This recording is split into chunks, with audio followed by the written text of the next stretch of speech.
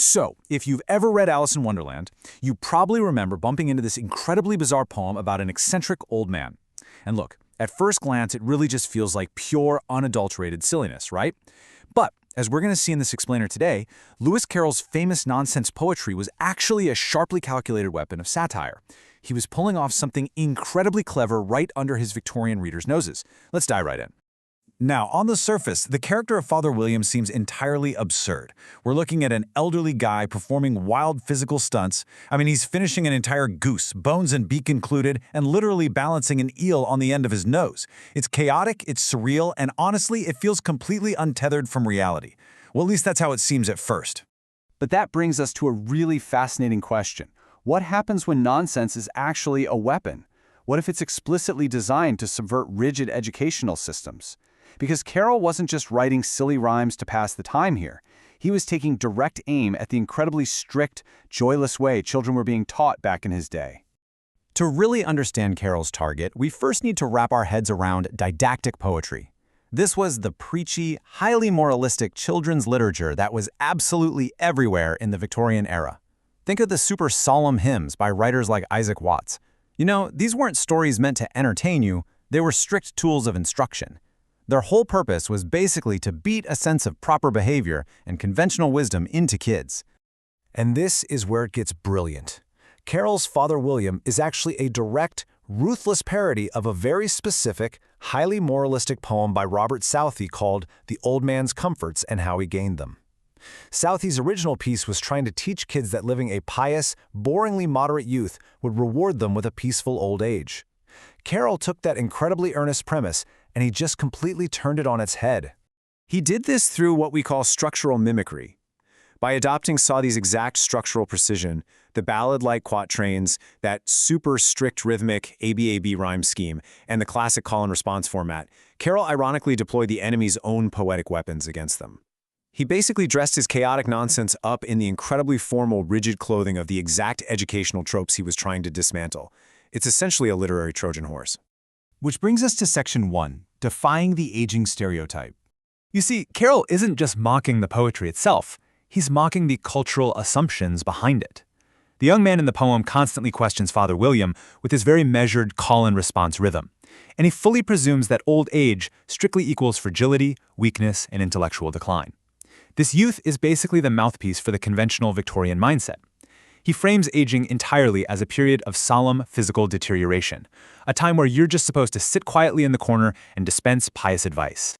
But Father William's energetic responses completely mock that presumptuousness. Instead of offering up some solemn, conventional wisdom, he celebrates an exaggerated, almost manic vitality. He aggressively defies those stereotypes of aged fragility by doing back somersaults through the door and incessantly standing on his head. He takes the Victorian ideal of elderly propriety and just hurls it right out the window. This brilliantly illustrates the comedic rhythm at the heart of the poem. The youth's rigid assumptions about aging are repeatedly upended by Father William's chaotic, totally illogical rebuttals. When the youth assumes his jaws are way too weak to eat a tough goose, William claims he gained immense muscular jaw strength from arguing legal cases with his wife. When questioned about how he retains his cleverness, he just balances an eel on his nose. Problem solved. So the really crucial point here is how Carroll relies on twisted logical paradoxes.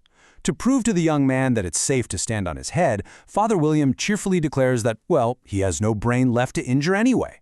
Carroll absolutely loved these kinds of logical paradoxes and wordplay. He uses them here very specifically to expose the fatal flaws in rigid, literal systems of thought.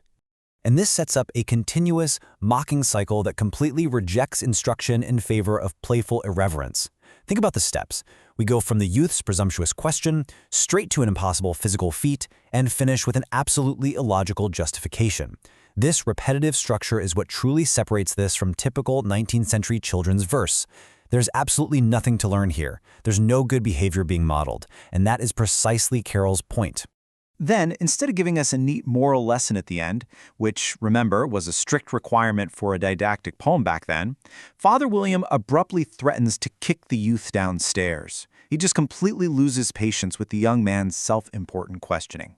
This sudden, violent termination subverts any expectation of edifying closure. It's actively mocking the didactic poem's pretense that all stories have to end with an orderly, polite, moral resolution. Now let's move into Section 2, Alice, the Caterpillar, and Literary Authority. We've looked closely at the poem itself, but now we arrive at the ultimate meta-twist. Because Father William doesn't just exist in a vacuum. Its inclusion alongside the Caterpillar and Alice reframes the entire poem as a contested recitation embedded right within Alice in Wonderland. By turning it into a performance that Alice is forced to give to a highly demanding insect, Carroll distances the poem even further from any genuine didactic intent. Even within the story itself, the poem's correctness is up for debate. Alice is desperately trying to recite Robert Southey's earnest, moral poem from memory, but the nonsense words of Father William just come spilling out of her mouth instead. She timidly admits that the words have somehow got altered, so even the character reciting the poem knows that the original moral authority of the piece has been completely lost. And then we get the Caterpillar's incredibly harsh verdict that the recitation is entirely wrong from beginning to end. Now, this isn't just a critique of Alice's memory. It acts as Carroll's self-referential critique on literary authority itself.